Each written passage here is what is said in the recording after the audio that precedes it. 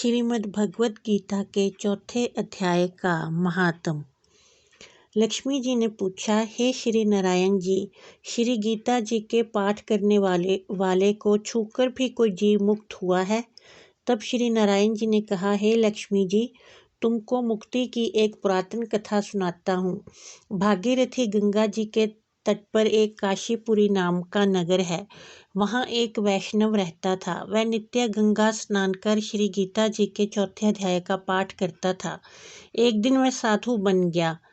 वहाँ बेरियों के 2 वृक्ष थे, उनकी बड़ी छाया थी। वह साधु वहाँ बैठ गया और बैठते ही उसको निद्रा आ गई। एक बेरी से उसके पांव लगे और दूसरी से सिर लग गया। वह दोनों बेरियां आपस में कोप कर पृथ्वी पर गिर पड़ी। उनके पत्ते सूख गए। परमेश्वर की इच्छा से वह दोनों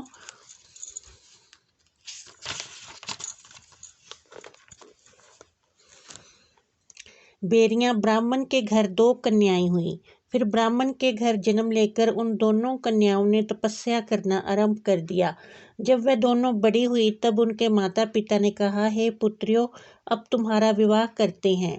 तब उन दोनों ने माता पिता से कहा कि हम विवाह नहीं करेंगी।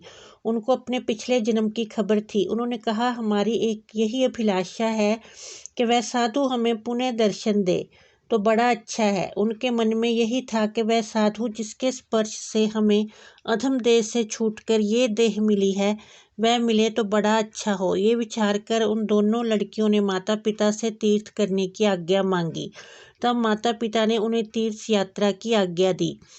तीर्थ यात्रा करते करते बनारस में पहुंची तो वहां जाकर देखा कि वह तपस्वी बैठे हैं, जिनकी कृपा से हम बेरी की देह से छूटी थी। तब उन दोनों कन्याओं ने चरण वंदना की। साधु ने कहा कि तुम कौन हो? कन्याओं ने कहा कि हम पिछले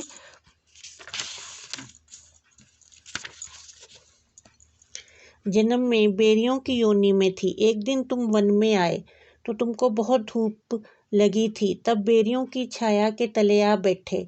लंबासन होने से एक बेरी से आपके चरण लगे और दूसरी बेरी से सिर लगा, तो उस समय हम बेरी की योनि से मुक्त हो गई। अब हमने ब्राह्मण के घर में जन्म लिया है और बहुत सुखी हैं। आपकी कृपा से ही हमें मोक्ष को प्राप्ति हुई है। तब तपस्वी ने कहा कि मुझे उस बात का पता नहीं था। अब तुम आज्ञा करो, तुम्हारी क्या सेवा करूं, क्योंकि तुम ब्रह्म रूप उत्तम जन्म श्री नारायण जी का मुख हो।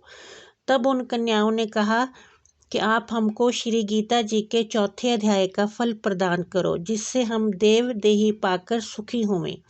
तब उस तपस्वी ने उन्हें गीता जी के चौथे अध्याय के पाठ का फल दिया। फल के देते ही आकाश से विमान आए। तब उन दोनों ने देव देही पाकर बैकुंठ को गमन किया। श्री नारायण जी बोले कि हे लक्ष्मी जी, ये चौथे अध्याय का महात्म है। श्री भगवत गीता के चौथे अध्याय का महात्म समाप्त। बोलो विष्णु भगवान की जय।